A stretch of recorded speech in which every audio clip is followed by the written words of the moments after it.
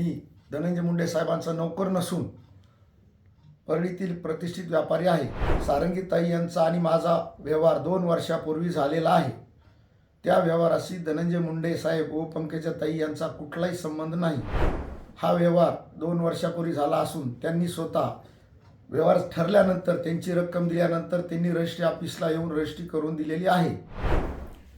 मी गोविंद बालाजी मुंडे राहणार परळी वैजनाथ येथील असून मी धनंजय मुंडे साहेबांचा नौकर नसून परळीतील प्रतिष्ठित व्यापारी आहे। सारंगीताई महाजन यांनी जे आरोप केलेले आहेत ते बिनबुडाचे आहेत। सारंगीताई यांचा आणि माझा व्यवहार 2 वर्षापूर्वी झालेला आहे। त्या व्यवहाराशी धनंजय मुंडे साहेब व पंकजाताई यांचा कुठलाही संबंध नाही।